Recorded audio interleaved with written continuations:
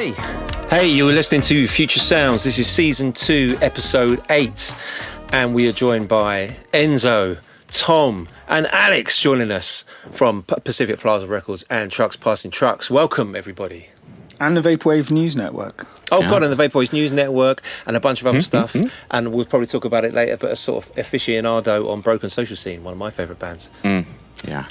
There you go. Welcome. And you lot have all been away, you lucky buggers, while I was on holiday. Rainy. Working. It's like a working trip for I all heard of it us. was a pure working break. So are you knackered? Are you exhausted? You were all at Electronicon, right? Electronicon 20. Yeah, I guess that for us it was probably a bit worse because we had to fly back through time zones and stuff. And there was a point when me and my bro, and probably you, Thom, as well, got back for us, we hadn't slept for 20 odd hours and I had to drive back from London to Wales. So that was pretty hardcore. I was fine. I was lucky. I got back, to say. had like 2 hours sleep in the afternoon, and then I ploughed on through till night, and I was kind of right as rain then. But my brother's like not as resilient, it seems, as me, and he took a few days to recover. Which is pretty good going, as I'm quite a bit older than him. Yeah. But no, yeah, it was brilliant, and it was tiring, and I can't necessarily do 4 days flat out. So God knows how people manage to make it to things like Afterwave and stuff. But I'm sure we'll talk about all of that. Jeez. Who wins the prize for the most things attended, or the kind of most days without sleep? I think you're up there, Alyx. Yeah, not really. No, it wasn't me. There were definitely people who went to way more things. I don't know how people did it. I mean, it took a lot of energy to make it through the whole weekend. I mean, I didn't even have a long travel back, and I still feel tired from last weekend. And I just flew back across the country. When did you arrive then, Alyx? Did you arrive the same day as us on the Wednesday? I did the overnight thing, so I flew out Tuesday night, arrived Wednesday morning, and then did all of Wednesday, all the way until I saw you guys. Yeah, so we met up at Roberta's, which is a place that I always force people to go to if I can. Is that your favourite pizza place? An amazing It was pizza so place funny. in Brooklyn, yeah. It was so funny because you all were delayed, and so I went over there anyway, and of course, I just ran into other Vaporwave people there, immediately saw Videodrome, Indie from Utopia District, Brass Fair Mall, Strip Silence, and I was like, this is perfect. Like, it's a bummer I'm missing these guys right now, but it's so cool to see some other Vaporwave friends that I didn't expect to see, and then friends of mine from Rosewood, who are also people I know from Southern California, showed up, and so we got the California vibe going, and then you guys all showed up. It was That's awesome. the beauty of it. It's such a warm welcome. Then the Brits we showed were up. welcomed with beers and Yeah, it pizzas. was so It was cool. pretty cool. So shouts to Indy and the crew for making sure that we got pizzas just in time, because we spent 3 hours in security on the way in. Did you? We kind of, weaving backwards and forwards through this queue. It was just mega packed. And then, so we put the warning into Thom, who'd been to a wedding earlier on in the day, hadn't we? And I'd said to you, watch out, be prepared for a few hours. And then, ironically, I think by the time you cleared in 20 minutes and you pretty much caught up with us. Huh. Yeah, It was mental. I was Were you like trying 2 to find- flights later than you, and I was only about half an hour later than you. That's by right. the time we got to the bar. I don't know if anyone's seen on the news today, and speaking of famous Americans and security issues, Bomac, the legendary trainer of the year, Terence Crawford's trainer, who's just been in the UK for a Chris Eubank Jr. boxing match, and he's been picked up at the airport today with a loaded gun in his bag. What? And he's been remanded. He's been remanded in custody until October the 9th. Jesus. It's just insane. I'm not sure why you'd bring it out of the country. Maybe they flew in on a private jet or something, but he's literally just gone to a commercial, security check, and they found a loaded handgun in his bag. What a nutter. Airport security is so weird. I heard from so many different people, like, they had different security requirements going through. So some people had to take off their shoes, some people had to take their laptops out, and it was just all over the place. People were flying with like weed and other drugs with them, no problem. I accidentally walked onto my plane with half an edible still. I planned to take it outside the airport. No. They didn't even notice. And then I was on the airplane and I was like, Limo I'll seems save to be this for the suggesting return that's trip. fine for like an internal flight from From state to state. There are certain if states, it's legal in both places. But technically, if you're on an airport or you're on an airplane and you're in an airport, that's federal jurisdiction. Yeah. So it's interesting. Yeah, the security stuff is so weird now, like especially internally here in the U.S. with all the different marijuana laws. God, you nuts. So when did you all kind of convene? When did it all kick off? Break it down. So that for was me. the Wednesday night. We met at Roberta's, and we kind of couldn't stick around there too long, could we? And we ended up just blind leading the blind, walking through the streets of Brooklyn trying to find a bar that was open. And Thom, of course, was trying to meet us at Roberta's. And then the next bar I was always that we one tried that spot we didn't- behind, yeah. Yeah. And eventually, You're we leading kind me of- on a wild goose chase around Brooklyn, like including through roads that weren't built yet. Yeah. literally. I ended up with loads of tarmac on the bottom of my shoes. To be fair, Yeah. we basically some guy was closing up, and I think And you were like, I we're think going to spend a we lot of went money in and this joint. We sweet talked Yeah, and told that's him how how it many went down. people. I think it was one of us lot that went in first because they sent us back down from the rooftop, and the guy was out having a cigarette, like packing up all the bins, and then I think he got wind of how many of us there were. It's kind of random, just suddenly there's 20 nerds in Vaporwave t-shirts just turning up at like 1 a.m. in a dead night. But he was He's lucky he was as hell. It was funny. Yeah, I think When he we was in went a photo with upstairs- us at the end as well. There's quite a cool group photo, isn't there? Yeah, when we showed up, we went upstairs because we were like, oh, cool, rooftop bar. And they told us that the show that was there that night had just ended. So we all wandered back down. And luckily, someone flagged the bartender. And it turned out really nicely, actually. It just ended up being a random hang of like 20, 30 people at one point, I think. Pretty wild. artists that I mean, came. the I think bartender was Vapor definitely came. happy to just make a chunk of change. Yeah, of course. Yeah, groceries was there. Yeah, there were a bunch of artists were there. Frank's Frank. always there. I've seen a Frank was lot more everywhere. photos of him. I mean, than anyone Frank else. wins the prize really for being everywhere. There's no Yeah. question. In I think my mind. there's more than one of him, right? There must be. Yeah, He- with the same yeah. cheesy poses. I love it. I heard my brother talking to Josh from Iverson today, and Josh is a big admirer, and I think we sent a video clip from Frank to Yeah. Josh while we were at that bar on the first night, and he said, "What's he like in person? Like, is he really like that?" And I heard my brother saying, "Yeah, there's only one Frank." Like, that's Frank, whether you catch him in the day, whether you catch him at the night. And every time I've met him, which isn't as many as some of you guys over there, but every time I've met him, he's the same kind of larger than life, 100 miles an hour character. Like, Oh, New York City. You are definitely a city. It took me 5 hours to get inside you. But once I was there, it took me an hour train ride from JFK to Brooklyn to finally make it to my Vaporwave pilgrimage. And the first thing I arrived into was John Zabelli and Icy, and we ate pizza together. We ate pepperoni pizza, where I had a recurring joke that my gooch smells like pepperoni. Later that night, we all took a big nap in the center of a bank, I think. It was like an old bank that was turned into an Airbnb. When I awoke, I took my saxophone with me to the middle of Brooklyn, and I played for a bunch of slush people, and it was fun. I really enjoyed meeting everyone there. I'm the type of person to go up and press X on everyone, so I just talked to everyone there. And then the day after that was Electronicon 2023, the last Electronicon to ever happen ever. And that was really fun. I also went up and talked to people. I was on various substances, which I cannot say legally because I think they're highly illegal in the UK. But I met Donor Lens, which was the best act I have ever heard in my entire life. They changed the game. We need Donor Lens in the States. I chanted and everyone chanted along with me because they also agreed that Donor Lens is the best Vaporwave duo. Best Vaporwave project ever of all time, actually. So Electronicon was a great place to meet people, a great place to hang out, a great place to do a religious pilgrimage to. I mean, why did we all show up to New York? We could have showed up to Idaho. It would have been easier transportation-wise. We all could have, slept in a giant field, like in tents and stuff. But New York is pretty fun. It takes like about an hour to go 5 miles, which was ridiculous to me. But because of how congested and packed the city was, it was fun. My favorite act of the night was probably 18 Karat Affair. That was the most true Vaporwave I had seen at that point. Everyone else did electronica, breakbeat, dubstep, trap, rap, pop.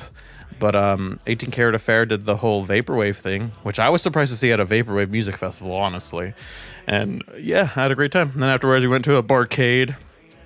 I did more substances, went to the Afterwave, did more substances, danced until 5 a.m, slept on an air mattress in my friend's office, ate a breakfast bagel, showed up really late to the tape swap, so late that I didn't get sick. So whoever was at the tape swap that got everyone sick left by the time I showed up. So I had a great time there. Also, everyone followed me because I have the most followers on social media, so everyone just followed me. As I walked through the streets of Brooklyn, we went to this big hot dog wiener place. We ate some wieners together. Then we went down to the pier. I got peed on, and I took a picture of it happening, which you could see on my Instagram, Twitter, and OnlyFans.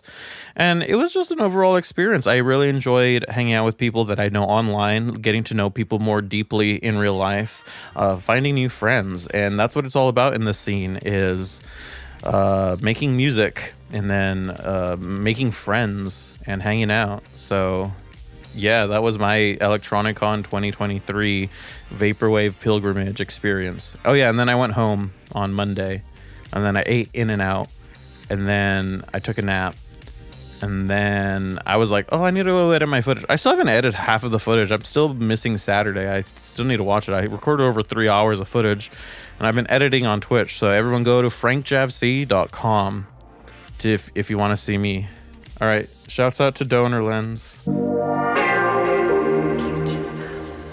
Yeah, we hang out with Frank quite a bit here in LA because Frank's also from here, and literally always on. Like I've done some like long drives with Frank too, going down to San Diego and stuff, and a really good person to talk to, easy to talk to. That's one of the best things about Frank. It's super easy to talk to Frank. Yeah, we should make a t-shirt. We have a slogan here. Talk to Frank, isn't it? Yeah, I told him what talk to Frank is. He didn't know that. It's like drug advice. Drug advice. Yeah. Talk to Frank. We should find a t-shirt on eBay or something, or a local. That is a great shout. He wants to come and play a show in the UK. So, in fact, I lost count of the amount of times we had conversations with different artists who were saying, I might be in the UK next year. And we were like, well, if we can put a show around it, that would be good. I was going to say, that's Frank was one, FutureSounds. I think. Yeah, exactly. Yeah, but for real, right? Like any American artist who finds themselves in the UK, like that's kind of like a mutually beneficial thing for all of us. Like it's totally within our reach to kind of organize a show around. It's difficult for us to fly American acts over because of the expense, but if you're going to be here anyway, on like a business trip or visiting family or whatever, like we can totally just make something create one. And was this the biggest one, do you think? Have you guys been to previous ones? Biggest in what sense? You're asking about Electronicon. Are you asking about whether it was the which biggest I mispronounced at the start of the show? Electricon. Yeah, I know. Yeah, you'll have to edit that. I got a slip of the tongue. It's too much water. I liked it. Thanks, man. Alex, what do you reckon? You've been to all four, haven't you? Yeah, I was observing quite closely all weekend because I was curious too. I mean, I felt like it was about the same as last year. It didn't feel bigger. But there was also the whole thing where there was one less room. So there's no club stage this year, which I think was kind of like a surprise to people. Even though they hated it, so much last year. I think they actually people wanted a little small intimate area like that. I kind of missed it, I'm not going to lie. But during George's set, it was packed out just as much as it was last year. People were flying through the crowd surfing during his set. Some of the sets on Friday, it was just insanely packed. Like I was looking from that big balcony area, and it was just filled with heads during Neon Vectors. Yeah. And Lux's set as well, it was massive. I mean, I wonder whether there was it felt to me like there might be slightly fewer people. It was bigger in the sense that it had 2 days, which was an interesting way to do it. And I think people quite enjoyed that, the Friday. Okay. Agreed. The Friday being a little bit more explicitly vapor, and then the Saturday being like a mixture still in the kind of same style as other ones. But with only 2 stages, you could probably have slightly fewer people, but it feel just as busy because people are divided by a smaller number of stages. But it wasn't like smaller in the sense that it felt like it hadn't achieved as much as previous years. I think that it's like anything. If you're trying to sell the 4th part in a film series, if you've missed the first 1, 2, or 3, it's harder to get people in at the 4th, and it's also not quite as special as the first time you go. It's naturally going to be the case. I mean, I had an amazing time this time, and I hope it's not the last one, which I'm sure we'll talk about later. But at the same time, it's never going to be as special as the first time. No, that's a really good way to put it. Yeah, I guess not. So did George foreshadow this? Is that what as he said, it's going to be the last time he does it? It won't be, and it'll be a big like, yeah, it's back. Electronicon reborn. Yeah. I think it's rebranding. He's for left sure. He's left wiggle room, hasn't he? Like by being ambiguous with the wording and stuff. Yes. This could be the last one under this name, or the last one for a year or two, like Glastonbury do when they kind of let the fields. He definitely fallow for a year, Yeah, he definitely had a few of the artists like singing from the same hymn sheet, because I know St. Pepsi said thanks for coming one last time. Well, that's interesting. I think George referenced it in his set. I think quite a few people, like in his Esprit set, he might have said it. He certainly did a couple of posts. The T-shirt that they sold said "End of Electronicon," and he did a post of him laying down with a birthday cake. I think it was. I might be misremembering this, but he did like some kind of tombstone. Like a mock death 1960 style rock star photo, which was really cool, saying thanks for being there. This is the end kind of thing. Well, you were there. You could buy all the T-shirts. I don't buy it either. I think that maybe it'll be different. Yeah. It's kind of a pun on the end of Evangelion, isn't it? The anime thing, and they were selling T-shirts with like the same kind of fonts. Yeah, stuff. That's what I've heard. I'm not familiar with Evangelion, but like that shirt design was super popular. They sold out shirts really fast this year. I couldn't even get one because I usually wait till like later in the day on day 2, and there was nothing left. Yeah. Do you think it was as loved as much as the Knuckles one last year? No, that one's. It is like the Knuckles one last year. Oh yeah. Yeah, that was dope. I didn't get that one though. I always like to get a lineup shirt, and so I don't know. Maybe they'll put some online. Doesn't seem like it though. It's been a week. This lineup shirt had like a kind of litany of dodgy fonts, didn't it? It had like sort of papyrus and Comic Sans and stuff like. Yeah, no. I think it was graphic design is my passion kind of thing. Did someone spot a typo in it as well? Yeah, it did. It's in sure. the definition. Yeah. It said that something was spelt wrong or something. Yeah, something. It was all probably deliberate. Something. Probably. This wasn't. Well, you can just say ironic. that's the beauty of Vaporwave, though, isn't it? You can claim after the event. Sorry. Yeah, I meant mashing high and low art. Yeah, and this wasn't a sort of ironic like Vaporwave is now dead, so like this is the end, and my event is gonna No, I don't think he didn't do the whole God thing on stage, as far as I can recall. I don't think he made that same joke about himself being the king of Vaporwave in quite the same way as he did last year, because I think that was quite topical then. I think it was all handled nicely. It was all handled quite nicely this time, and I personally didn't notice anywhere near as much people whinging and bitching on social media about the lineup and about the event itself. It just felt kind of like people just went and enjoyed it, or they just carried on with what they were doing anyway. That's fair enough. Yeah, how was Tape Swap? The big whinge last year. So it's like exactly a year since all this kind of that's not Vaporwave stuff was popping off. Like all the people who weren't at the events, just like being rude about people who were. There wasn't so much of that this year. Like I saw some sort of usual suspects kind of trying to rag on pictures of people having fun this year, but like there wasn't Don't half have fun. much. That's not a Vaporwave event. Yeah. Have fun. Do you think people are more accepting that it's like a broad church now? And it's definitely like more like industry and more pro, wasn't it? And like I'm surprised people weren't criticizing that more maybe. But like day 1 was like quite like an authentic Vaporwave event, and day 2 was like much more sort of genre diverse. Yeah, I think that was a good move on his part. So yeah, it was a nice split, wasn't it? And some like very impressive kind of OG bookings like James Ferraro and 18 Karat Affair and stuff. Like it was a smart lineup. Yeah, I think the and I interesting suspect like John Mouse was probably part of that thinking, but it like obviously ended up being like quite misjudged for other reasons. But I'd imagine that was the musical thinking behind it.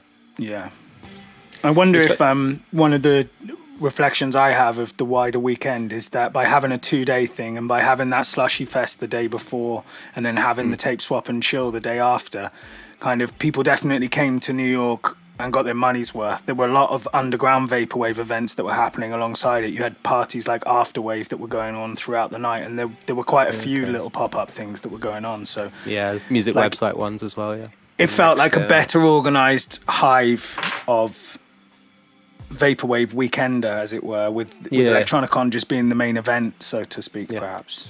Yeah. We met people who didn't go to Electronicon, artists who didn't go as well. Desert Sand was just like hanging out on the High Line and going to Burger King. He was saying, and he went to I think he went to the Slushy Festival, obviously where he was performing, and I think maybe went to some other events as well. Oh yeah, he went to the one on Thursday, went to the one on Sunday, but I think had a nice weekend in between without going to the quote unquote main event. I think there are a few people who did that.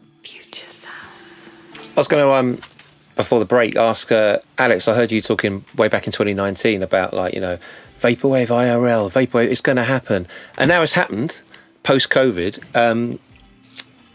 What are your reflections, takeaways, experiences? Is it everything you dreamed of?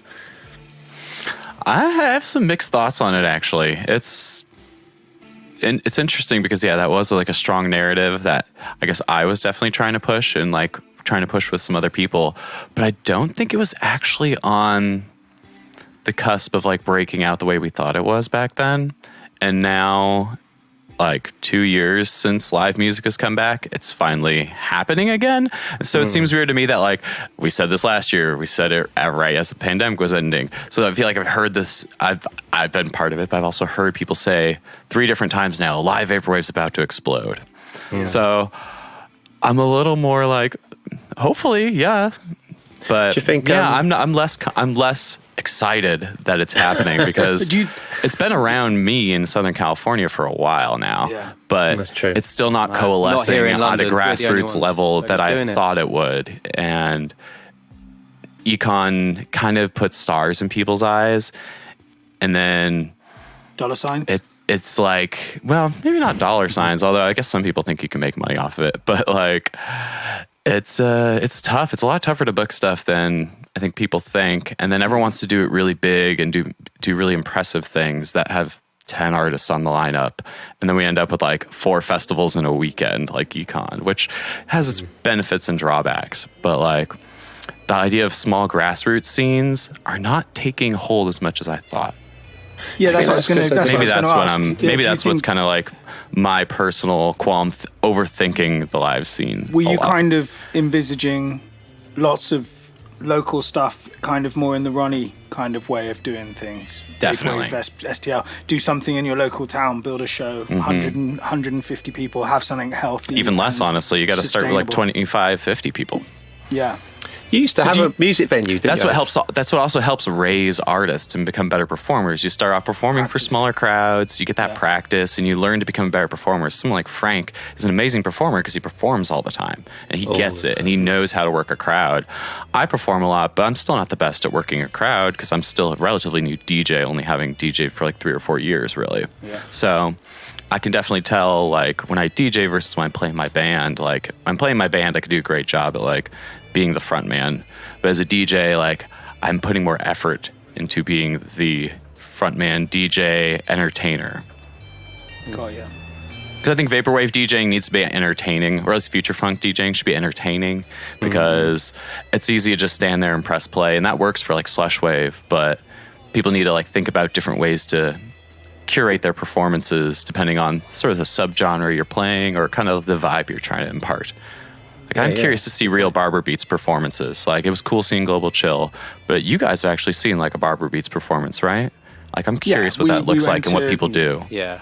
Because, I mean, there's more you can do than just press play on a laptop. I mean, I know, like, Global Chill is using an SP. Yeah. And I've been thinking about putting together a Barber Beats DJ set as, like, a DJ recently, not, like, as a performer, because I don't make Barber Beats, but, like, I've been thinking about putting together a Barber Beats DJ set and what that would be like. Do it.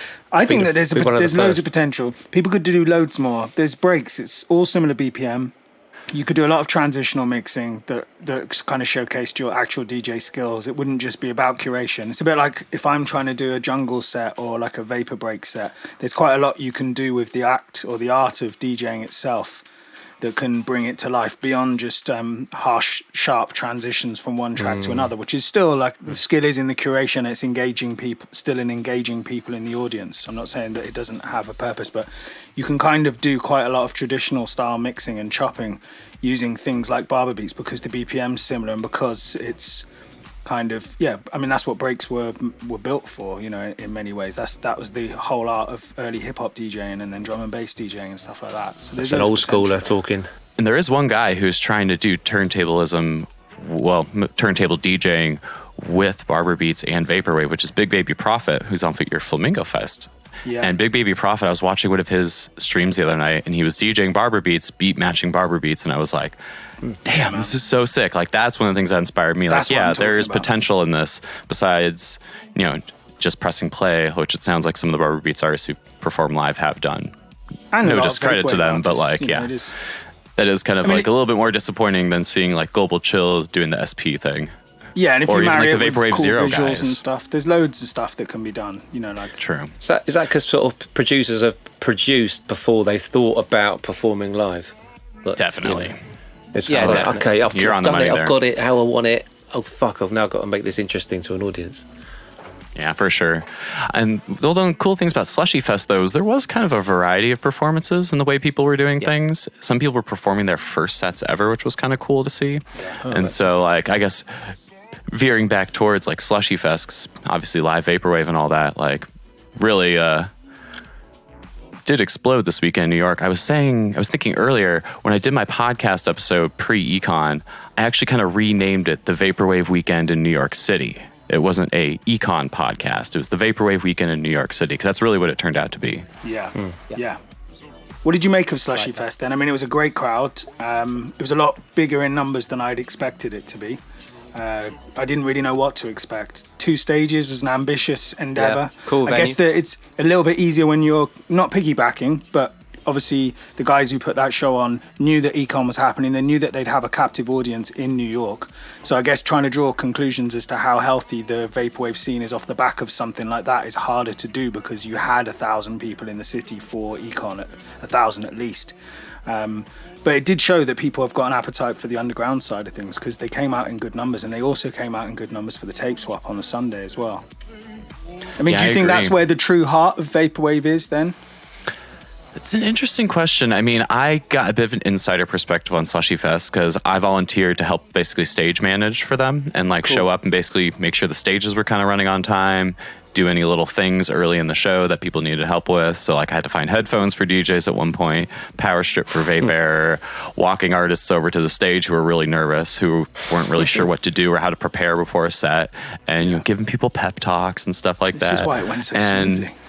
Like, yeah, well, that kind of stuff does help something run smoothly. It's true. And like, that's why I just put it out there to those guys like, hey, you're not asking me to do this. I'm telling you I want to do this because I want to see this event go well. And I wanted to see a lot of those people perform and like what they do. And it's cool to get the inside perspective and see like, what are they playing with? How are we plugging them in? Like when Obelisks or formerly Towers played, that was his first performance ever. Very nervous. I was like, what is this slusher going to do? You know, like the Slushwave people were very interesting to me as well. Like I really wanted to see Days of Blue, and it was cool to see Desert Sands in a environment that I could see him and not sweat in.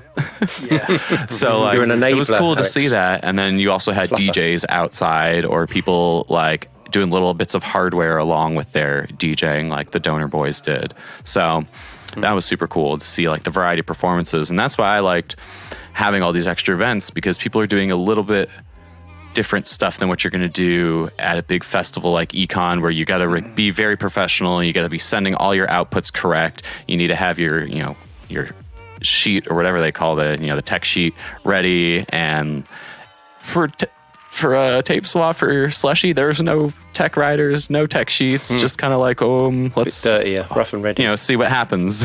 And I like that kind of like anarchic DIY vibe, but it definitely takes a little more experience from the people running it to make it happen. So it's good that people are getting that experience of running events. From that, Alyx? Who did you enjoy seeing?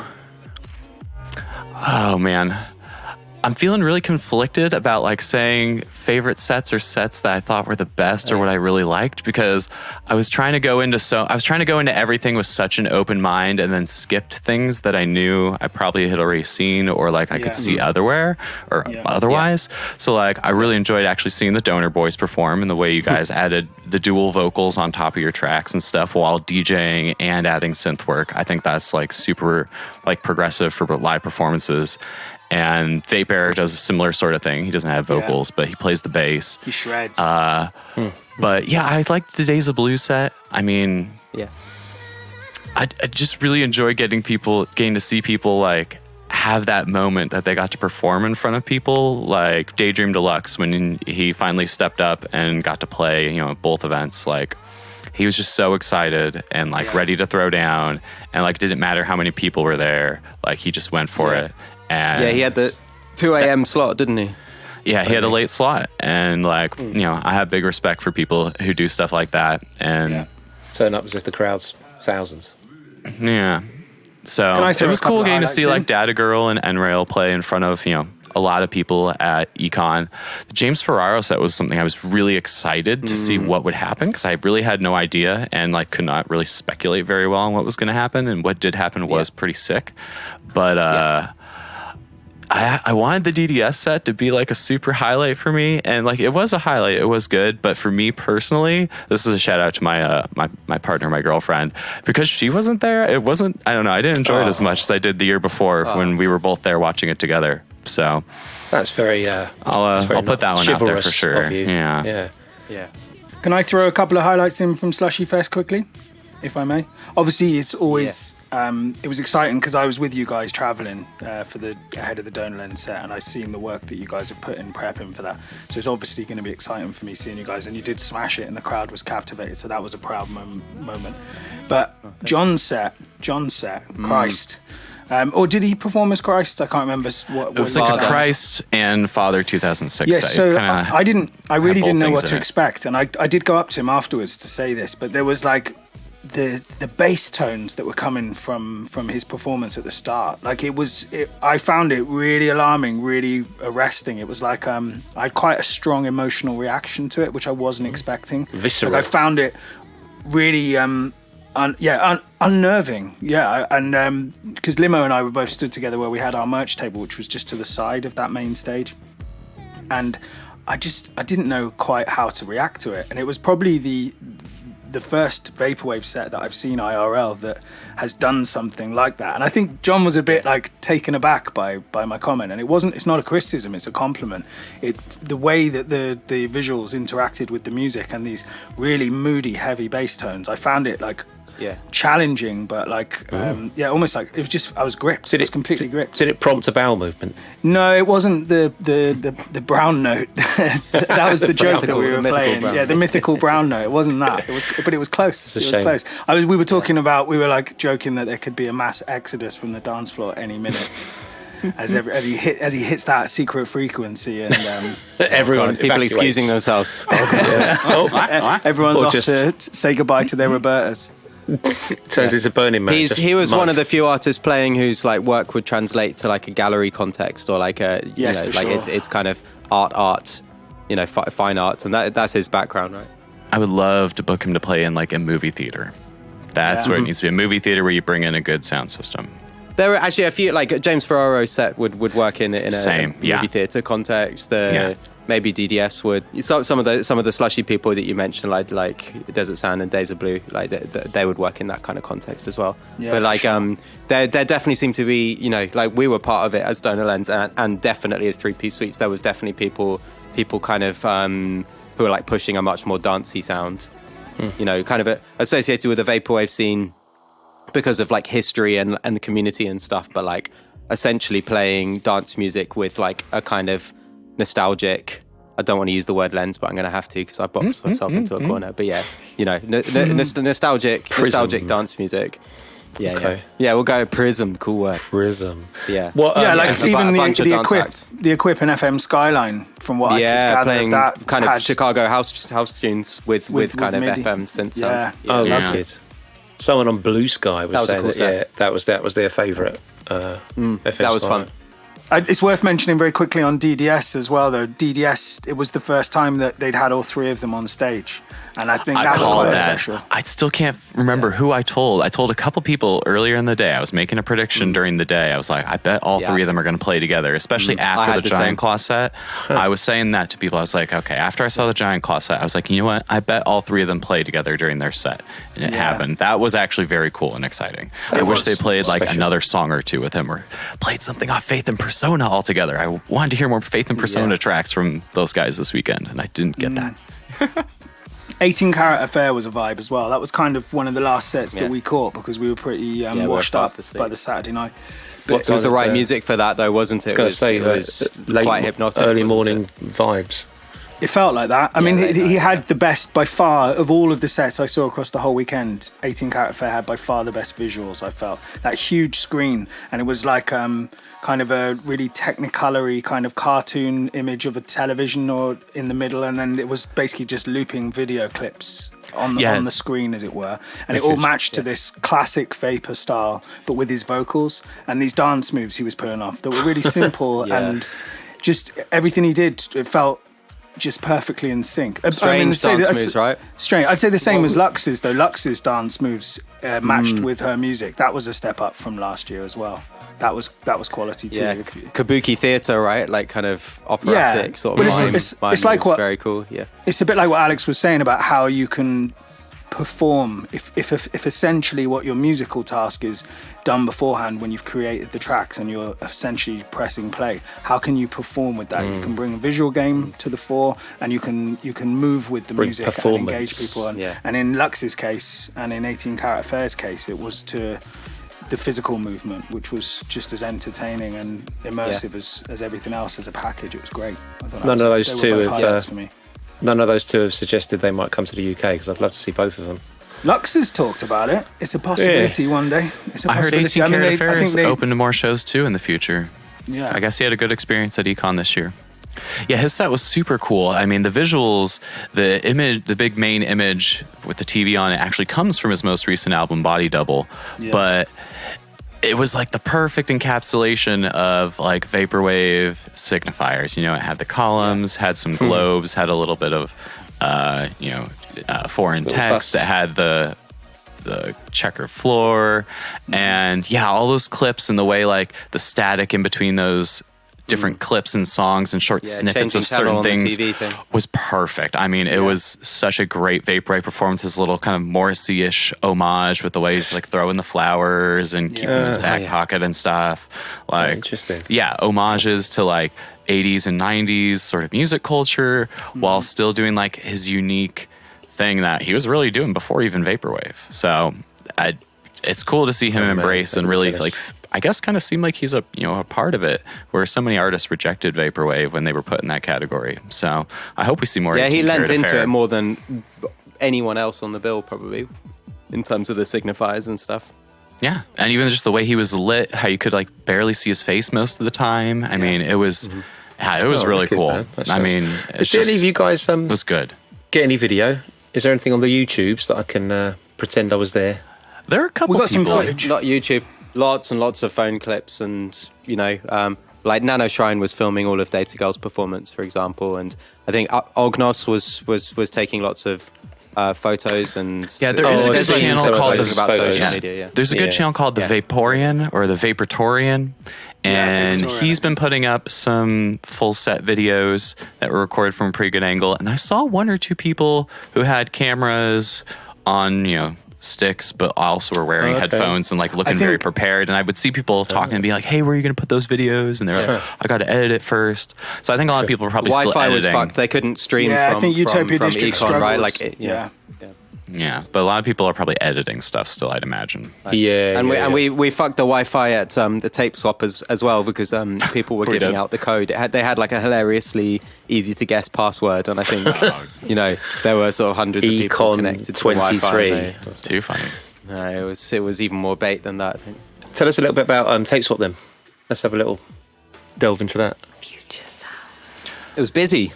It was, the interesting thing was there's a change of approach by Indy and the Utopia District team. It was the first time that they'd chosen to charge for an event. And I think that I've listened to the Utopia District podcast in the last couple of days, and I spoke to Indy while we were there. And I think that they had, some issues with the last event. Too many people, like not necessarily very well set up to have that mixture of mingling and music. And so they made the call, and in the end it seems to have worked for them, because they had good numbers there, and they had 2 stages, in the same way as what Alyx was saying about having a good setup for Slushy Fest. I think the guys who were running the visuals and the audio did a really good job of trying to keep everyone on time and making sure it was as visually and orally successful as it could be. I quite liked the venue. Eris, they moved it to in the end. I think it was called Eris. Function 1 sound system I was down in the happy basement. with that. I've never DJ'd on a system like that, to be fair. Yeah, I've got a bit of the insider, on this one, because I helped book it. I've helped plan multiple tape swaps and kind of been a little bit involved in every single one. And it's interesting to see the evolution, because I did it for Econ 2, which was October 2019. And it was very scrappy. There wasn't really many people on the West Coast who were like trying to set up shows and events in Los Angeles. So it was pretty much just me getting whatever DIY venue I could and doing it, making it free just because it was cheap to book, but also like just kind of sucked it up because we had connections to make it work. And when you have connections, you get discounts. And so, I think I did technically lose money on Tape Swap 2, but like Tape Swap 3, there were so many more people. And the venue was clearly way too small. So one of our goals was to get a bigger venue. And initially, I had proposed Trans Pecos, which was where it was supposed to be originally. But scheduling stuff and moving it to Sunday made it so we couldn't get enough time. And then we knew there was going to be so many performers and so much demand. It got moved to Eris, so we had more space. About the same amount of time, actually. But more space was a big thing. And more performers, because there's just so many people that, like, want to perform, and it's really tough when you have basically 4 organizers who, we each had some picks, we had some stuff we all agreed on and people that we were all kind of interested in, and it's a tricky thing to book an event with 3-4 people involved when there's a lot of folks that want to play. But I think it went off really well. It's just kind of necessary to charge when you get into a bigger space. I mean, bigger spaces, especially on short notice, don't come cheap. $30 sounded like a lot to us Brits before we got there, but then like the first beer we bought, you bought 2 beers from the bar, didn't you, Enzo? And it cost $40 plus tip. So in Slushy Festival, I don't buy beers. It was much cheaper. Oh yeah, I try to get people to buy me drinks. This was the best thing in the in the Tape Swap. Indy came over to me and he gave me a little ticket, and I heard him say, "Here's your drinks ticket." So I was like, okay, cool. Went to the bar, handed it to this bemused barman who just looked at it, looked at me, and then just gave me a beer and took the ticket. I later turned out it was a raffle ticket. Darren Brown shit. It was it wasn't Darren Brown. It was like these are not the droids you're looking for. I had, I had the same thing. I did not realize that ticket I was given by Indy was for the raffle. And right after my set, I walked back to the bar downstairs and I gave it to the bartender and asked her for like a beer. And I did not realize that was not a drink ticket. But I guess she had just seen me perform, so. She was like, I thought it was like, it's an artist, just whatever. It was just like, okay, well, obviously we've not cleared this or had this conversation, but I'm assuming that this is all legit and above board. Yeah. But I mean, I'd be interested to know how many people did this, but yeah. What's it called, being confidently incorrect, right? Me. Yeah. It is a male trait, I think. Oh, well done. Maybe. And congrats, Alyx. That sounds like a great venue. And also, apologies for mislabeling it as a Utopia district. I didn't mean to do so. I was, of course, No. I mean, they were the people who were volunteering, and all the people that were working that event were volunteers who were part of Utopia district. But, Ronnie from Vaporspace was involved, and then Chief Lee from VA10 was also involved. And we're all people who are interested in live Vaporwave and putting on events and community-focused events. So it was cool to get to work with the other people from around the country who are focused on community events and trying to make stuff happen in their local scenes. So we all got to go there, from Arizona, from California, from St. Louis to New York, and instead of competing against each other and trying to book, independent shows, we all got to work together and support like a grand vision, which is very cool to do. I think that is the beauty of the scene. I think that people like yourself, like Ronnie, like Indy, like Chief Alif, I can't list forever because I'd run out of people to name, but people who are putting aside a lot of time and a lot of love and a lot of dedication whilst they've got other aspects of their lives to be getting on with at the same time, just to keep the kind of more underground aspects of the scene alive. They deserve every ounce of credit that they get. And this was Ronnie's last hurrah, wasn't it? I think he said he's checking out. I mean, I hope that's not the case, because I think that it would be a huge miss. And maybe when he reflects on it and kind of listens to some of the things that people say about what people like him mean to them and what he does, what it means to them, I hope that he may reflect in future and decide that he might just need a break and then come back again, because these guys, I mean, we do it running a label, but there is some financial gain from running a label. It's not like you're just volunteering and it's purely, like it's kind of a pastime alongside your day job. Like there's something in it for us to work daily on what we do, but these guys are doing this as because they're passionate about pushing this community, and I think it's absolutely incredible that we kind of who else we should shout out in a like similar respect to unsung heroes, visual artists who like really aren't in it for financial gain, but it's just like a love of kind of obscure media and kind of interacting with music. Yeah, so people like Jumper Kimmins just does amazing things. Like when we were playing, I didn't get a chance to enjoy it because I was kind of nervous doing my first DJ set in quite a long time, really, like to a crowd anyway. And I didn't get to really take in the visuals, but he'd put things like Echo the Dolphin on the wall while we were playing Be Real, you know, the Echo Jams track. That's and stuff. Cool. And he'd gone. Very considered. He did that kind of level of VHS editing for everyone who was playing in the basement, and just a Loads lovely of guy. Video as well, Drum little did 2 personal different touches. days. Yeah. Just a beautiful guy. He Yeah. came and hung out with me at the Airbnb for a little while when you guys were in Manhattan on the Saturday morning. And I met him last year. He helped me get one of those Knuckles t-shirts, so I'll love him forever anyway. But yeah, just a great guy. And people like that, they are like doing incredible stuff, because it's nothing without the visuals. It's easy to forget that. Yeah. Especially someone like Video Drum. I enjoyed meeting Mike, who goes under the name Video Punk, and who put on the Afterwave events. So it was nice to meet him. He's a massive Anglophile as well. He loves his like British dance music and stuff. So we were bonding over some quite obscure stuff. Yeah, and cool shouts guy. out to Videodrome. I mean, he drove up from Virginia, so he drove with all his video gear. He has a lot of video gear. If anyone saw his setup at a Slushy, it was even bigger than the one he used at Tape Swap. And he did 2 events that weekend. So big shouts out to Videodrome. I mean, I'm hoping that we're going to be able to get a lot of these people involved in Flamingo Fest as well, because obviously now the there are Econ visualists out here on the West Coast too. Yeah, well, exactly, and there's going to be time for us now to spend the next 2 months not only shifting the tickets that are left, but also working to make the kind of experience as enjoyable as it possibly can, and hopefully working with people to set up side events and stuff like that as well, to make sure it feels a bit like a weekender as well, you know. I'm desperate to play more side events. That's like my only regret from the weekend is that we didn't get to gig more. I guess it plays into what Alex was saying. It plays into what Alex was saying, though, isn't it? It's that, like, if you've got 3 or 4 people putting a show together and you've got 20 acts, or in the Slushy Fest case, maybe 10 to 12 acts, it's very hard to give everyone a set, and you want to give people who aren't playing Econ as a starter because they've already got their big day kind of thing. And then they wouldn't be allowed to, I don't think. No, there's an exclusion zone, isn't there, on stuff like this? Yeah, there was an official one. Like legally, I think so, yeah. At most, there was an official one this festivals, year. There was. Oh, really?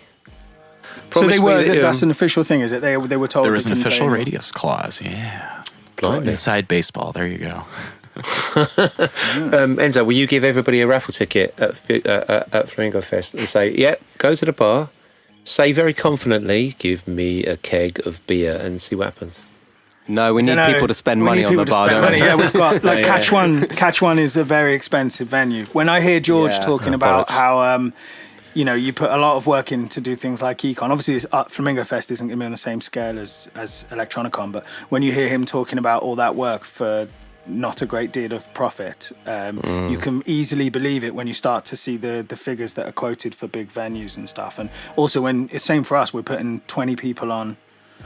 20 or 30 artists across 2 days. I mean, that's a lot of people to pay. There's a lot of risk if you don't sell out. Obviously, there's a potential to make it slightly profitable if you do, and you have to balance paying people a fair rate for all of the different aspects: visual, audio, things that make the event run smoothly, merch, all those things that you have to cover costs for, whilst not being certain at any point until the tickets are sold if you're going to even cover ourselves, we're not going to go bankrupt on it, put it that way. I think we've sold enough tickets to feel quite confident in that regard, and it's going to be a good event. But there's no telling if we'd sell out completely. I hope so. We'll see. Yeah, people seem excited. We were flyering for the events, like handing out flyers, and people were like, "Yeah, I'm going." Or like you saw people sort of like booking tickets then and there. Oh, that's good. Oh, that's cool.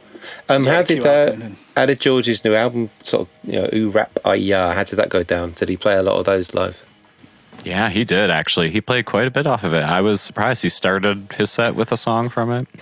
He played, his normal bangers, I think, that people always expect. But I did hear some, I'm not a hardcore George fan, but, I heard some people who've been longtime fans being like, oh, there was some, old songs that, I didn't expect to hear as well. People, I think, were pretty happy with his set. And, yeah, people recognize the Ooh Rap Ayah tracks. A couple of the songs on it, really stand out. So I think it was kind of inevitable he'd play it, but it's been 5 years since he released an album, which thinking back, that's a long time actually for someone who seems to be very creative and productive. World as well, it's an eternity, isn't it? Yeah. Like Stone Roses' Second Coming, so everyone was waiting. for the second one. What's it? What? I bet he fucking loves that as well. Yeah. I was watching a documentary about Manchester the other day, and I was like, example. oh man, I should have watched this before Econ. It was an inadvertent sort of maybe finger on the pulse there. Yeah, I like that album. I think it's good. I would like to hear it live because a bunch of us had tickets when he was playing. Was it Fabric? Yeah. And it was the fucking week of the train strike, and it was just impossible to get from my part of London to that part of London. But I will always, regret that. That's the way it goes. I think that if he does take a bit of a break, and it's probably a good time to talk about what might be the future for Econ. I think that if he does take a break, he's definitely going to tour this album for a while. Like I spoke to Enraile, I think he said that he's been taken on to do a bit of roadieing for him. Yeah, I heard that too. Months, which is a really cool opportunity for him. Oh, okay. Hopefully he'll get to play a couple of support slots on that tour as well. Who knows? Hey, how's it going? This is Enraile. The lads over at Donorlands asked me to record a little recap of Electronicon 2023, which happened just a couple weeks ago in New York. I had a blast. It was one of the greatest weekends of all time. I got to perform at Electronicon. I got to see all my friends from all over the fucking world, the UK, Germany, Australia. Like, everyone was there. Everyone came, and it was fucking blast, It was hot. It was humid. And it was exhausting. But that's what goes into the making of a lifetime memory, I guess, if you want to say that. But yeah, it was such a fun time. All the events that I attended were awesome. I got to see so many people perform, and I got to say hi to so many people that I haven't seen in so long. Real life friends and internet friends and fucking idols, and it's crazy. It was such a great weekend, and I was super glad to share it with all of my friends. This has been Enraile talking about Electronicon 23. See y'all soon. See y'all at Flamingo Fest.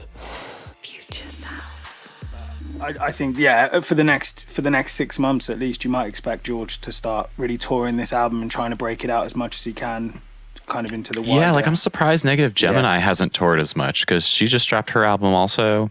Yeah, so it seems like both of them now are in the cycle, and they really gotta keep getting on it. Yeah, I was saying to you, Tom, wasn't I, that when we did that review for the site or whatever, my cousin, who's 20 years younger than me, whatever, had been listening to that album already when the review popped up. Like we were saying, it sort of transcends the scene in a lot of ways, and we forget how big people George who wouldn't is. know what Vaporwave, people who don't have a clue what Vaporwave is, but who know George Clanton is. Yeah. Well, I had this French girl who works in a cafe around the corner from me kind of stop me because I was wearing a 100% Electronica t-shirt. Huh. And she doesn't know what Vaporwave is, but she was an Eggy Jemmy fan. But she knows the label. How funny. Yeah, that's cool. Well, so of the performers over the weekend, I think DATAGIRL has the potential to kind of go on that trajectory, that kind of outside the genre trajectory of just being like a serious electronic pop artist. Hey, this is DATAGIRL. I just wanted to say that Electronicon 2023 was life-changing in so many ways. Of course, I got to perform, and I got to watch my friend Enraile perform, which was awesome.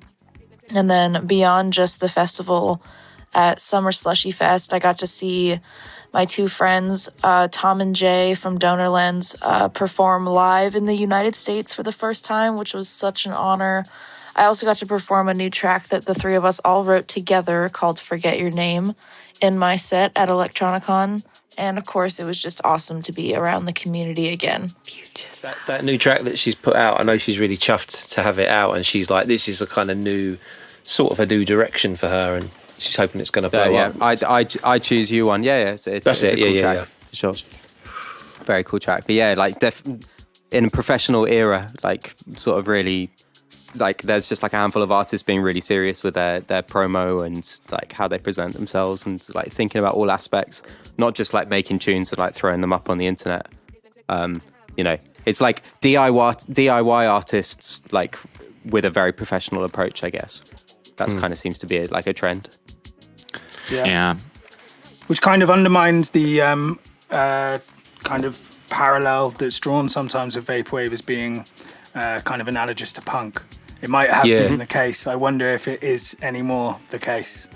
I mean, I guess there's still always going to be room for the classic Vapor style, but I think it's a lot harder than just having a DAW and a laptop than it would have been 10 years ago, say. Alex, making your voice heard is very difficult. You have to do certain things to kind of get picked up by the algorithm and stuff, and you know, people are learning the tricks of the trade.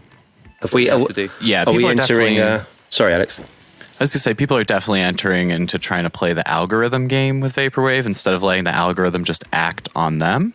And, you know, you can influence it. You can use advertising. You could throw money into stuff. If you present things the way certain social media websites want you to present them, or use their filters or cut cap stuff, like they will prioritize you. And, you know, some artists are definitely taking that really seriously. And part of the thing, I think, is DIY does not mean shitty. It doesn't mean lo-fi. DIY can be done very professional and can be done in a very well-presented way that's still authentic, which is definitely what George is trying to do. So George is still very DIY. When he talks about it, he talks about him, Lindsay, and his booking agent are the people that book Electronicon. That's 3 people. That's pretty small. That's not like a committee. There's no corporation saying you should book this artist because they're popular, this artist because they're controversial. Like, they're still doing it very DIY, but they also obviously want to go that professional route and have some professional help to make it easier to do what they want to do. And so I think that's what we're going to see for the future of Electronicon. Is it's still going to be curated by them, but they're going to curate different things. It's not going to be a Vaporwave only festival anymore, or a festival to promote the Vaporwave scene. It's going to mix the Vaporwave stuff in with more general alternative electronic music, I guess you'd say. You know, and a lot of that alternative electronic music comes from internet music and comes from the microgenre trends that, you know, Vaporwave started from. Vaporwave is just one of the ones that's happened to last the longest out of all of them since 2010. Yeah, for sure, man. But where does that leave? Who was the shoegaze band who was playing Alex? Full Body too. That like Full Body. And they had a bunch of samples. They had drum and bass. I mean, people have been trying to put drum and bass and breaks into that kind of stuff. Tracks. Oh, nice. Yeah, people have been trying to do that in the hardcore scene and in like the underground like rock scene, all the way back to like this band Angel Dust doing that. Or no, it was Vane doing that on one of their albums around like 2018. So this has been like a thing incoming in like shoegaze and rock, and post-rock is leaning into like English dance music and rave aesthetics and Y2K aesthetics. It's very much like an obsession with UK dance music and UK rave culture. Yeah, well, we felt that performing UK dance music. We got like a kind of hero's welcome, like, to be honest, for playing, like being actual Brits playing jungle tunes. Yeah, I mean, it's even been covered on Pitchfork. Like, there's a big article on Pitchfork by Kat Zhang and talks about Zoomers being obsessed with British dance music. And like, when I read that, a lot of things clicked for me. I talked about it on one of the episodes of my podcast where I talked about vaporwave and breakbeats. It's a British invasion. Yeah, it is a British invasion of some sort. Yeah, it's interesting. I find myself having to learn more about British music so I can like think about these things and like process them better. Okay. Just to grab your opinion, Alex, as well. If Electronicon's going to change direction, or if what George and Jemmy do is going to change direction, what do you think is left behind? Like, has Electronicon been a good thing for the Vaporwave scene? Do you think that the Vaporwave scene is in good health if you take that out of the equation? I think that it's been a great thing for the scene. Obviously, we are all thankful that it gives us a chance to come together, and it's sort of set an example. I mean, one of the things that I find impressive about DIY is a lot of people lead by example. They don't lead by force. They don't lead by being like cool or doing the most popular thing. They lead by example, and I think George did that. The first 3 years, he like definitely made a Vaporwave focused festival, but you can't just make a Vaporwave festival forever and expect to grow. To grow, you need to diversify. You need to bring in different people, and you need to like kind of show that there's overlaps. There's overlaps between all these different types of electronic music, whether it's because they all share nostalgia for a certain time, or they're using the same production techniques or performance techniques. I think that you have to diversify if you're going to keep growing, and obviously they want to keep growing. We were talking about how there was kind of a dearth of Twitter controversies during this year compared to last year. I did see that there's somebody who's got a bit of a bee in their bonnet about certain things, and they used like a term that I found quite funny, that like I might sort of appropriate as a badge of honor. They were calling people like Donalen's genre grifters, which I think is quite fun. Genre grifters. Yeah. I think like I was chatting to Jay about it off air. Obviously, he doesn't want to appear on air, but like, we're both kind of found our way to the Vaporwave scene because people seem to come from, they seem to be nomads from all sorts of different places and stuff. And like the idea of Vaporwave being like this kind of distinct, like pure genre seems anathema to us, because like our relationship with it is that it's like a little bubble, a little environment where you can kind of mess around with loads of different sounds. And it kind of makes sense because like the audience kind of understands what you're doing. They get your references and stuff. They get your... Or equally, it's an intellectual audience that is willing to do research to understand your point of reference, and that's what I like about it. Is that for everyone that we asked what Vaporwave is when we were doing the interviews for the film so far, everyone has a different answer. But the most coherent and logical kind of binding thread is that it's some kind of interpretation on nostalgia. And that it has a visual and an audio component, and it's as much an art movement as it is a music genre, and it's that nostalgia is the binding kind of thread. And so jumping off from one scene or another, if you're telling a story and it's your nostalgia, I think that there's a home for it. So I don't really understand people. That's one thing that Jay and I do consistently do, because we make concept albums and our tracks all create these little mini worlds and stuff. We don't even when we're making dance music, we don't call them just like like Aphex Twin, like a random stream of letters, and it's not about anything. It's just sounds, right? It's always about something, and I think that's part of the Vaporwave spirit. Like it's I've got mates. World building. World building is another phrase that came up loads. I've got mates who were into hardcore and jungle and all this classic drum and bass kind of style of music that we use for 3-piece suites. And Rob, you'd be one who grew up listening to that stuff as well. Totally, and often those people who aren't particularly familiar with Vaporwave say that's not Vaporwave, in kind of the same way as a lot of the Twitter trolls do. That's just jungle or what have you. But it's like, well, no, you're missing the point, kind of, because what's happening here is an homage to that era. We're not making authentic, strictly true jungle and hardcore in most cases. No, it's misremembered. It's like our album Weekend Rush is, not to plug that album, but that's about the experience of listening to pirate radio at that time. It's a very nostalgic particular time, especially for people in London who grew up with this proliferation of pirate radio stations playing underground music that the commercial stations refused to play. There's a specific time and place in my youth that I remember very fondly, and we kind of conjure up that image as best we can. And if someone wants to tell me that's not Vaporwave, well, go fuck yourself. Yeah, I like what Rob said, misremembered, because that comes up for me a lot when I'm working on stuff for the podcast and writing my like scripts and outlines. Is it's memories and misrememberies and re-memories in a lot of ways. Like that's what's interesting about Vaporwave, is depending on your age or where you grew up, you're approaching those memories in different ways. And that's part of what I think has expanded Vaporwave to be more than just what it was in 2011, 12, and 13. A bunch of aesthetics. There's an expansion of the genre, especially through the one word way to put it would be nostalgia. But I think memories, misrememberies, and re-memories are that's lovely, good concepts to think about when people make music the in this genre. Vaporwave Christmas albums that you put out on Pacific Plaza, I tell you what, I listened to them back to back last Christmas, and growing up in the 80s, I was born in the late 70s, listening to those albums conjures up things that I know didn't happen. I know I'm misremembering. I know I put a veil of, comfort and warmth, and then it wasn't all like that. But there's something about being a child in a household full of like adults and uncles and aunts and everything else, and it's so alienating, comforting, warm, oddly weird and frightening. And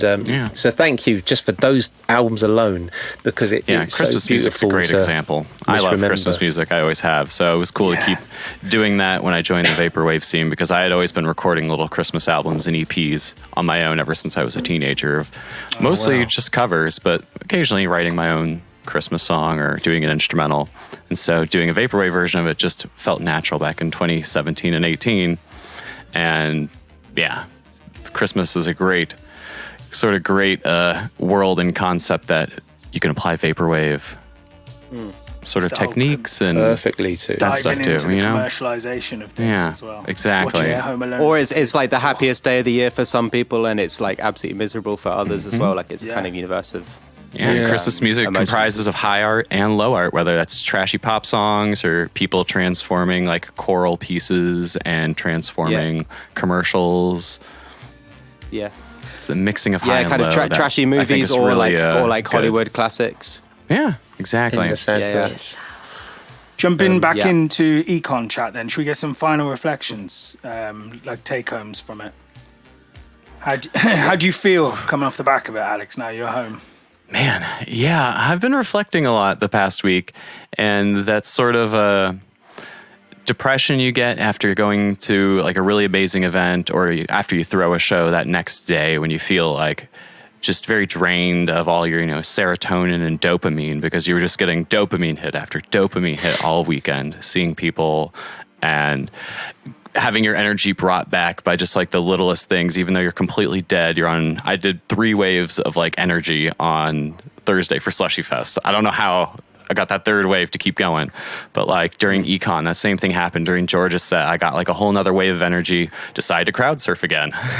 And like, I don't know, there's something about being in a big group of people and being among a crowd that's super unique and super special, which is probably my favorite thing about Econ weekend, and my biggest takeaway is just being among other people, being able to have conversations about things you love so easily, because I know a lot of people, especially Vaporwave fans, have a hard time talking to people in real life about it. People don't know about it. Even if you go to like underground music shows, they still maybe don't even know what Vaporwave is, or you might be the Vaporwave guy in your scene, And so I think just the mere act of being able to get everyone together is super special. So I think for the future, we will see more Vaporwave festivals like that, and we don't need George to do it anymore. The template's been set, the example's been provided, and I think this is a growing summer for everybody. Like, we wanted this to be the biggest and best Econ ever. It might not have been, but it was definitely a lot of growing for everyone involved, whether that was the fans, the artists playing. Some of them really, grew to have to get up on stage and do this for the first time, and people throwing their own events, collaborating with each other for the first time, and working together. There was a lot of working together this weekend that I really liked, and even just mobbing around the city in a group of like 20, 30 people taking over sidewalks. Pretty cool, pretty special. So I think those are my thoughts, I guess. It's pulling people together. It's like, I don't mind cucking for George. Like I thank him for starting Econ, whatever people feel about its size and scale and the shape of the artists that he puts on, whether there's enough authentic Vaporwave, like sod all that. It gets everyone together. We've made friends with people that we've worked with online that would just, it would have just been in my imagination that we'd have managed to get people together, like you said, to communicate with people who actually understand this language that is Vaporwave. Yeah, like seeing Thom for the first time. I was so excited to see Thom. Yeah. Thom knows. I've said this multiple times. I just ran up to him, gave him a hug. You gave me a T-shirt. I heard I was in a rare group of people to get a Pacific Plaza T-shirt. Yeah, I didn't get one. I'm gonna get one next time at Flamingo Fest. I'll grab one. I've been wearing it with pride. But I felt that when we got off the plane and David Limousine was waiting for us, we hung out with him loads last year. He was really helpful, like super helpful when we were doing the LA leg of filming. And people like Eric from Sly Vinyl didn't make it this year, but came last year. It's like spending time in real life with these people like yourself, Alyx, people like Indy, catching up with people at Roberta's, my favorite place in the world. Like, it's just making those connections in real life. It's such a beautiful thing. It's going to be different if they do another one. It's going to be different because I did get a message from the lady who hosted our Airbnb that after September the 4th in New York, Airbnbs will be banned effectively. But no one's going to be able to let out properties for less than 30 days. So it'll be very much a hotel vibe if it happens again. Yeah, the state's banned short-term lets. Must be like it must be the impact of people in these brownstone areas, like hipsterifying areas. You can see why we were in like huge it was quite crisis sort in of America. shocking, wasn't it? Where we were staying, like the especially just last like year. the You guys kind are of shocked. the That's so demographics funny. split, I had yeah. the opposite reaction coming from being in LA all the time. Okay. I was shocked how there wasn't tent cities and that the city seemed to be doing pretty good. There's still the typical urban blight of empty offices and stuff around New York, but that's been a narrative since I went there in 2017. But I was actually pretty surprised how nice things seemed. It's always so much greener in big cities on the that's East true, Coast. So, especially in Manhattan. It was surprised how much Brooklyn, green there was around. And there's a lot of poor areas in Brooklyn where there's no doubt a lot of really well renovated brownstones that have been converted effectively to just be lived in by Airbnb renters. Because you can tell by your neighbours and stuff. And Yes. I guess that has a massive knock-on effect. It's all good and well being able to turn a corner and find a really nice hipster bar and a place to get your pastries and stuff. But if the wider neighbourhood is no longer able to afford to live there, I can see why people take these steps. It'll be sad. it's It'll be a happening all different way of across America. experiencing the city next Maybe time for sure. But they'll all become B&B owners and sort of do it that way. I used to go to Canada and go to stay in B&Bs kind of before Airbnb. Some people I know that had the best experience stayed in hostels. Like there are big hostels in New York. There's a whole group of people I knew that stayed in a hostel together. They got basically like 3 or 4 rooms of the hostel all to themselves. And, that you know, some people in America don't know about hostels because we're not like as cultured world travelers because there's so much to travel within America. But like in America, there's a lot of housing supply issues, and a lot of it's being exacerbated by Airbnb taking up whole neighborhoods, and it's a big problem in Arizona. It's a big problem in California. So I'm sure people have mixed reactions to what you just said, but I know a whole segment of people who are going to be like, "Oh yeah, great, cool." Yeah, no, I think we all feel like that, but it's but not when it inconveniences us. Right? Yeah, exactly. When you personally inconvenience, exactly. It's like it can affect those other people who are part of the problem. Exactly, they're not us. We're not the problem. We'll find a way. She did actually cheekily. She did message and say, "Take my number, and if you do ever, or any of your friends ever want to stay in New York, just hit me up, and we'll do it off the books." So it'll be cheaper as well. We'll be all right. I'm all right, Jack. Yeah. I'm all right, Jack.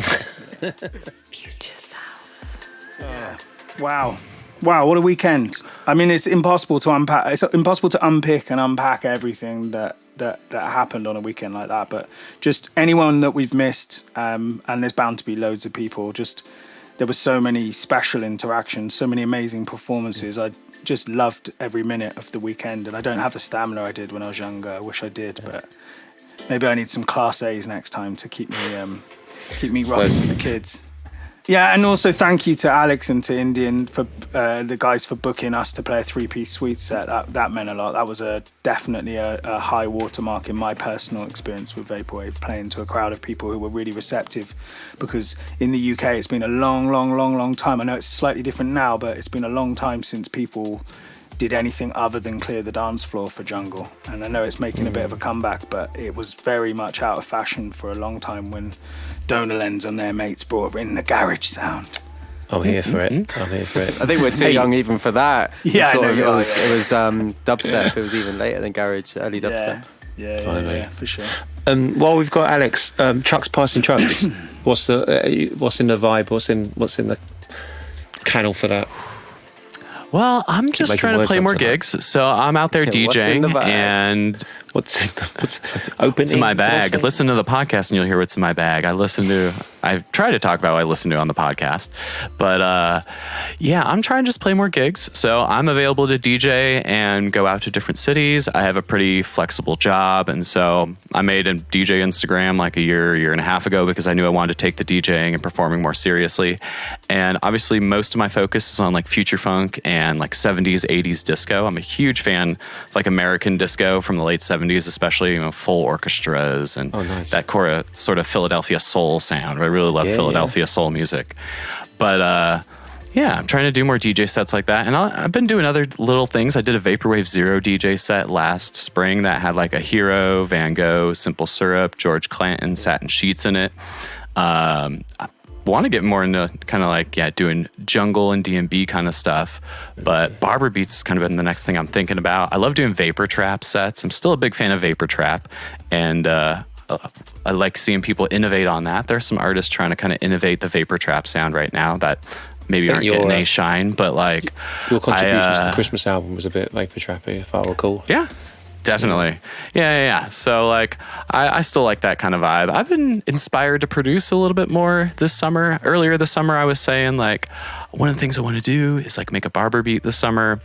And when I got home from Econ, I was feeling sort of that inspiration a little bit and found some stuff to mess around with. But I don't know, I haven't made any tracks in quite a while except for the Christmas stuff the last couple of years because I've been so focused on running the label, doing visuals, and building electronics, a lot of electronics. And then, in the last 2 or 3 months here, I finally did the podcast. And I'm excited to talk about that on like a future episode where we can go into detail because it was actually a long process to get to actually doing this podcast this way. Like I had multiple other ideas and multiple other things. Essays. It's really involved. Your research is very clear. I mean, unlike we do everything in kind of a rambling fashion, which is kind of common with more of a chat show style of podcast. But I love listening to, like the other day I was telling you when I saw you in New York about how you turned me on to that Lopatin tape, the early Lopatin tapes at Games. Yeah, like, the Games, Heaven Can Wait mixtapes. Your episodes are kind of forcing me to revisit some of the historical aspects of the scene that happened before I was aware of it, and I'm really enjoying that. And I'm sure that lots of people will thank you for that kind of curatorial archiving role that you're performing in bringing these things back to light, reminding people of where it all came from. I think it's you're doing God's work. Yeah, and I'm trying to remind myself and make sure that like when I'm speaking about things and speaking about our genre and representing it in the future, that I'm doing it properly and doing it accurately. So that's been definitely a big focus for me the last couple of years, or I should say the last year, is like really looking into the early history, really seeing what people have said over the years and trying to think about it without being too academic and diving into a bunch of like deep, intense words, because I haven't done that in 10 years since I graduated college, but I am interested and have that proclivity, I guess you'd say.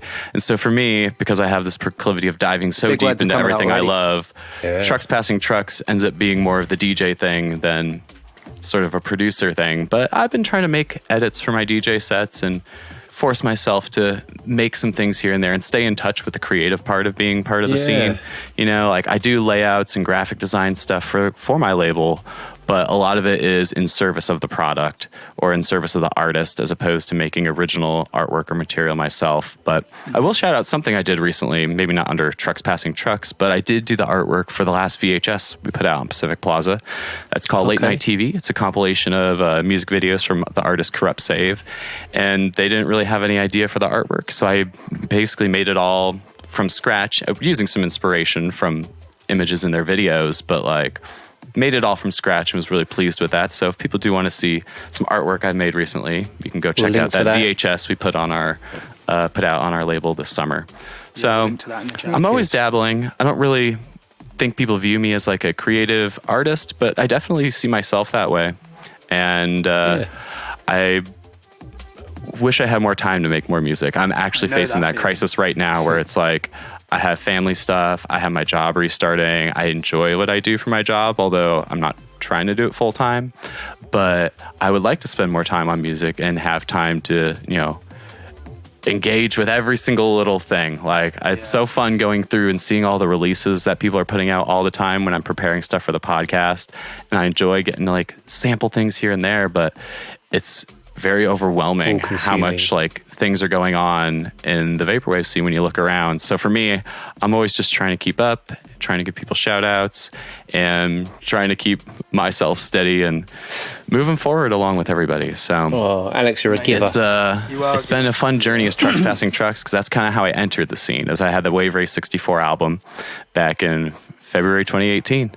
And I had spent the whole fall before that working on it in 2017, coming off the back of like a big tour.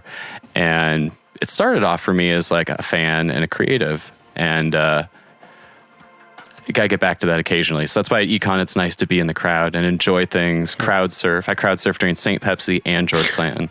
Nice. And getting back to my punk roots a little bit there too, making sure that, you know, they put me up and I don't fall and get my head cracked.